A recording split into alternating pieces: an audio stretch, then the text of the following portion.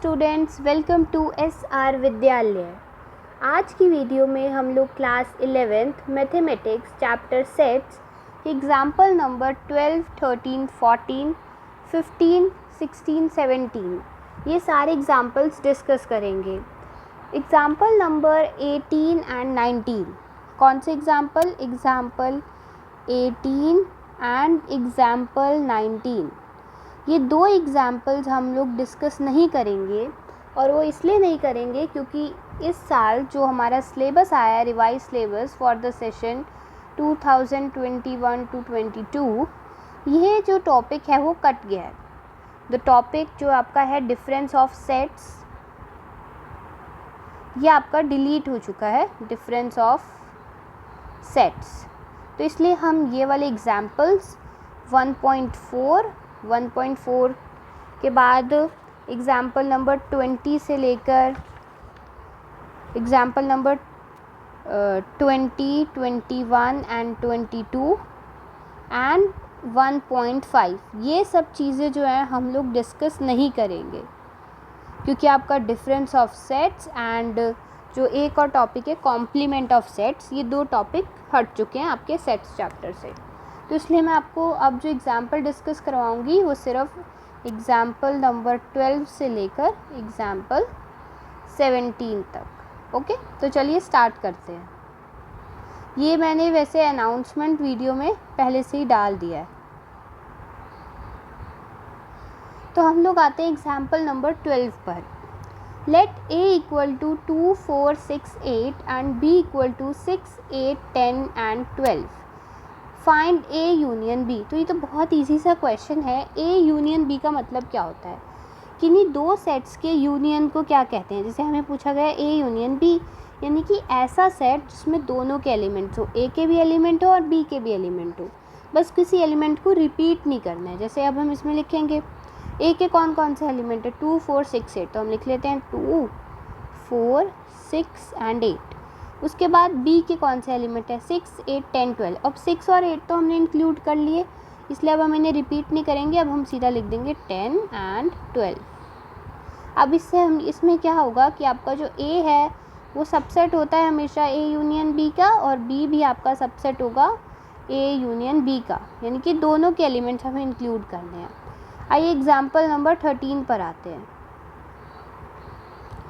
Example number 13 में हमसे क्या पूछा गया है? Let A equal to AEIOU and B equal to AIU show that A union B is equal to A. ठीक है, तो हमें क्या दिया हुआ है कि जो ए है आपका वो है AEIOU और बी दिया हुआ है AIU। तो सबसे पहले हम लोग ए यूनियन बी लिख लेते हैं। तो ए यूनियन बी आपका हो जाएगा AEIOU। ठीक है, और हमें ये दिखाना है कि देखो जो show that A union B is equal to A, तो ये तो शो हो ही रहा है कि जो ए यूनियन बी है ये के इक्वल है। देखो सारे एलिमेंट्स जो हैं इन दोनों के सेम है ना। अब हमें इससे क्या कंक्लूजन मिलता है कि अगर जो आपका सेट बी है वो ए का सबसेट है तो आपका ए यूनियन बी किसके इक्वल होगा? ए के इक्वल होगा। ठीक है, ये हमें कंक्लूजन मिला है कि अगर बी ए का सबसेट है तो ए यूनियन बी ए के इक्वल होगा। ओके, अब हम लोग आते हैं एग्जाम्पल नंबर 14 पर। इसे मैं हटा देती हूँ यहाँ से। Example 14। Let x equal to Ram, Geeta, Akbar be the set of students of class 11th who are in a school hockey team. Let y equal to Geeta, David and Ashok be the set of the students from class 11th who are in the school football team. Find x union y and interpret the set. तो इसमें भी हमें x union y निकालना है, तो मैं निकालती हूँ। देखो क्या होगा, x यूनियन y आपका क्या होगा, यानी दोनों के एलिमेंट्स x के भी एलिमेंट्स और y के भी एलिमेंट्स। अब x में कौन कौन से है? राम है, गीता है एंड अकबर है। y में कौन से है? Geeta, David and Ashok. अब गीता तो हो गई, अब इसे रिपीट नहीं करेंगे। साथ में हो गई आपका डेविड और अशोक। ये हो गया आपका x यूनियन y। अब हमें इसको इंटरप्रेट भी करना है। अब इंटरप्रेट में हमें क्या लिखना है कि इसमें हम कौन कौन से एलिमेंट्स को इंक्लूड कर रहे हैं। तो हम इंटरप्रिटेशन में लिखेंगे डैट, इधर देखो इसमें लिखा हुआ है कि that this is the set of students from class 11 who are in hockey team, football team और बोथ। इसमें जो स्टूडेंट्स हैं वो हॉकी टीम वाले भी हैं, फुटबॉल टीम वाले भी हैं और ऐसे स्टूडेंट भी हैं जो दोनों में हैं, जैसे कि गीता। ओके, तो ये हो गया आपका एग्जाम्पल नंबर 14। अब हम लोग स्टार्ट करते हैं एग्जाम्पल नंबर 15 से। उसके लिए मैं पहले आपकी जो इमेज है वो पिन कर देती हूँ।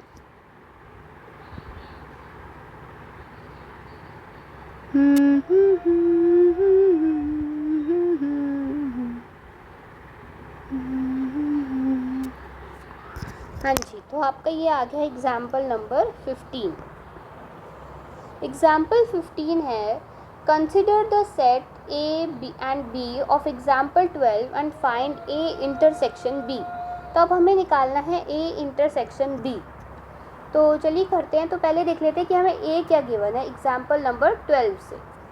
तो एग्जाम्पल नंबर 12 से अगर हम देखें तो ए हमारे पास है 2 4 6 8, 2 4 6 8 एंड बी क्या गिवन है, बी हमें गिवन है 6 8 10 12। अब इंटरसेक्शन क्या होता है, हमें ए इंटरसेक्शन बी लिखना है। इंटरसेक्शन क्या होता है, इंटरसेक्शन होता है जब हम दो सेट्स के कॉमन एलिमेंट्स लिखते हैं। कॉमन एलिमेंट्स यानी कि जैसे इसमें कौन कौन से कॉमन है, जैसे 6 कॉमन है इसमें और 8 कॉमन है, तो हम लिख देंगे 6, 8। यही हो गया इसका इंटरसेक्शन। आइए हम लोग आते हैं एग्जाम्पल नंबर 16 पर। Example 16, consider the sets x and y of example 14 and find x intersection y। अब देखो हमें x क्या दिया हुआ था, x हमें दिया हुआ था राम गीता अकबर, राम गीता अकबर, और y दिया हुआ है गीता डेविड अशोक। तो हमने क्या पढ़ा है कि इंटरसेक्शन में क्या होता है, इंटरसेक्शन में हम कौन से एलिमेंट्स लेते हैं जो कॉमन होते हैं। तो अब x और y में कॉमन कौन है, गीता है। तो यानी कि आपका जो एग्जाम्पल 16 में x इंटरसेक्शन y होगा वो क्या हो जाएगा, वो आपका हो जाएगा गीता।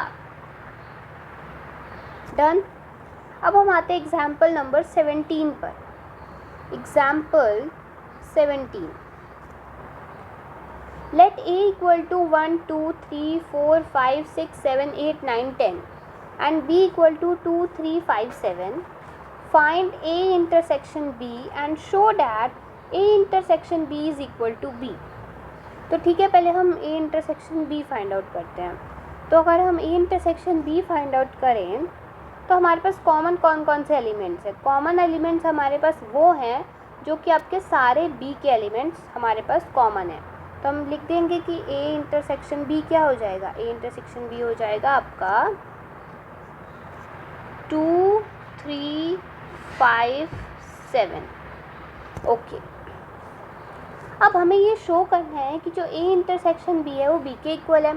तो ये तो शो हो ही रहा है कि जो ये 2 3 5 7 ये इंटरसेक्शन b के एलिमेंट्स हैं और ये b के भी एलिमेंट्स हैं। तो इससे हमें एक और कंक्लूजन मिलता है कि अगर आपका b जो है वो सबसेट है a का, तो आपका a intersection b will be equal to b। अब हमने जो एग्जाम्पल्स पढ़े इससे हमने दो कंक्लूजन निकाले हैं जो कि मैं आपको यहाँ पे बता देती हूँ एक बार फिर से। तो जो कंक्लूजन नंबर 1 हमने निकाला है वो ये है कि अगर आपका जो एक सेट है b वो सबसेट है a का, तो a यूनियन b आपका इक्वल होगा a के, और अगर सिमिलरली b आपका सबसेट है a का तो a इंटरसेक्शन b इक्वल होगा b के। तो ये हमने इस वीडियो में दो कंक्लूजन निकाले हैं। तो thank you so much. Please do subscribe to our channel and hit the like button and share it with your friends. Thank you so much.